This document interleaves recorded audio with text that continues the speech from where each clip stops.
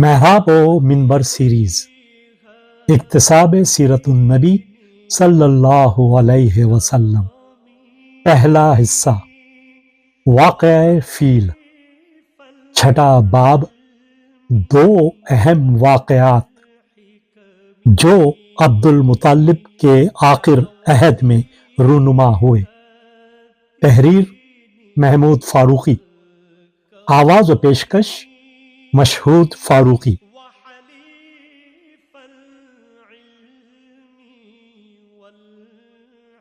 زمزم کے نکل آنے سے زائرین حج کو بڑی سہولت ہو گئی۔ عبد المطلب کی سربراہی میں قریش کے دوسرے تمام سردار مل جل کر بیت اللہ سے متعلق خدمات انجام دیتے رہے۔ عبد المطلب کا زمانہ مکہ کا نہایت شاندار زمانہ تھا۔ عبد المطلب کے آخر عہد میں دو بہت بڑے واقعات رونما ہوئے۔ ایک واقعے نے مکہ والوں کو بڑی پریشانی سے دوچار کر دیا، مگر دوسرا واقعہ ان کے لیے ایک خوشخبری اور سعادت کا پیش خیمہ بن گیا۔ پہلا واقعہ تو حبشیوں کا مکہ پر حملہ ہے، اور دوسرا واقعہ خاتم الرسول حضور اکرم صلی اللہ علیہ وسلم کی پیدائش ہے۔ سرزمین حجاز کے جنوب میں بحر احمر کے ساحل پر یمن کا زرخیز اور سرسبز و شاداب علاقہ ہے۔ یمن قدیم تہذیب کا گہوارہ رہا ہے۔ وہاں تاریخ قدیم کے آثار مدت دراز تک موجود رہے ہیں۔ یمن میں بڑی مضبوط سلطنتیں یک بعد دیگر قائم ہوتی رہیں۔ تہذیب و تمدن، علوم و فنون میں یمن کی شہرت عالمگیر رہی تھی۔ وہ علم ہندسہ، انجینئرنگ، خاص طور سے پانی پر بند باندھنے میں اور آب رسانی کی تعمیرات میں بڑی مہارت رکھتے تھے۔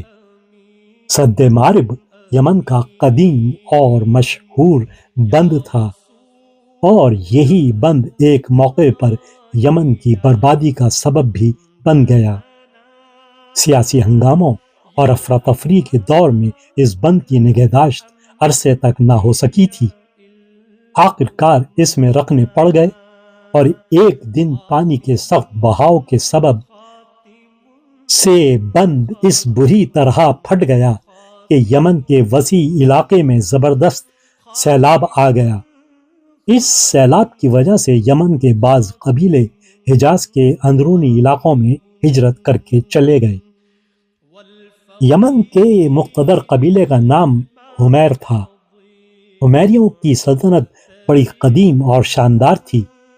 حضرت سلیمان علیہ السلام کے عہد سے حمیریوں نے دین موسوی کو قبول کر لیا تھا، مگر جس طرح فلسطین اور دوسرے یہودی ملکوں میں دین موسوی کی تعلیمات فراموش کر دی گئی تھیں اور یہودیت کا آغاز ہوا، یمن کے پیروان تورات بھی اپنے اصل مسلک سے ہٹ گئے اور طرح طرح کی اعتقادی اور عملی گمراہیوں میں مبتلا ہو گئے۔ سب سے بڑا فتنہ نسل پرستی کا تھا۔ یمن میں بھی دین موسوی کا وسیع انسانی تصور باقی نہیں رہا تھا، بلکہ تنگ نظر متعصب نسلی مذہبیت غالب آ گئی تھی۔ جس طرح یروشلم کے یہودیوں نے اللہ کے سچے رسول حضرت عیسیٰ ابن مریم کا انکار کیا تھا، یمن کے لوگوں نے بھی آپ کی رسالت و شریعت کو تسلیم کرنے سے انکار کر دیا تھا۔ تاہم عیسائیت آہستہ آہستہ یمن کے اطراف و جوانب میں پھیلتی جا رہی تھی۔ سب سے زیادہ عیسائیت کو حجاز اور یمن کے درمیان نجران کے علاقے میں فروغ ملا، اور وہاں ایک چھوٹی سی عیسائی ریاست بھی قائم ہو گئی۔ جو لوگ یمن میں عیسائی ہو گئے تھے اور انہوں نے اپنے گرجا بنا لیے تھے، نجران کی یہ ریاست ان کی پشت پناہی کرتی تھی۔ یہی بات یمن اور نجران کی آویزش کا سبب بن گئی۔ اس وقت ذونواس یمن کا بادشاہ تھا۔ وہ بڑا منتظم اور مہم آزما شخص تھا۔ اس نے ایک طرف تو بحر احمر پر اور یمن کے سواحل پر حبشہ کی شہنشاہی کے اثر و اقتدار کو ختم کر دیا، دوسری طرف اس نے نجران کے عیسائیوں کے خلاف زبردست فوج کشی کی اور ان کے سارے علاقے کو تہ و بالا کر دیا۔ پیروان مسیح پر اس نے دردناک مظالم ڈھائے، یہاں تک کہ ان میں سے سچے خدا طرز عبادت گزار لوگوں کو بھی نہیں چھوڑا۔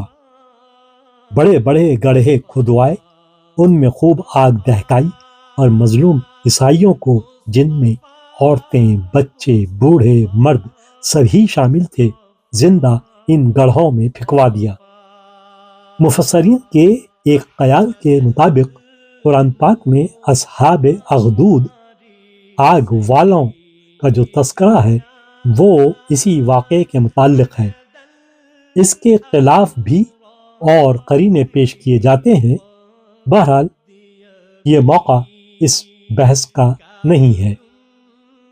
حضور نواز کی بھڑکائی ہوئی آتش انتقام سے یمن و نجران کے جو عیسائی اپنی جان بچا کر نکل بھاگے، وہ قسطنطنیہ پہنچے، جو اس وقت رومی عیسائی شہنشاہیت کا دارالسلطنت تھا، اور انہوں نے شہنشاہ روم کے دربار میں حضور نواز کے مظالم کی فریاد کی اور اس سے مدد مانگی، مگر اس وقت روم ایران کے ساتھ جنگ میں الجھا ہوا تھا، اس لیے قیصر روم کے لیے ممکن نہیں تھا کہ وہ یمن کے دور دراز علاقے کی طرف توجہ کر سکے اور اپنے ہم مذہب لوگوں کا انتقام لے۔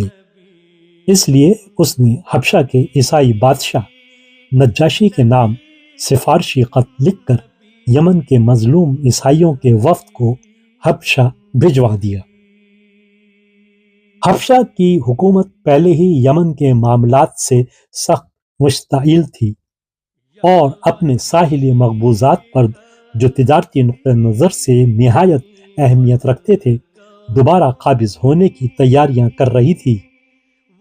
اب جو قیصر روم کا خط اور ان مظلوم عیسائیوں کا وفد پہنچا اور قیصر کی طرف سے کمک کے پہنچنے کا یقین حاصل ہو گیا، تو نجاشی نے یمن پر فوج کشی کی تیاریاں شروع کر دیں۔ یا وجیہ الدین والکرم وحلیف العلم والحکم۔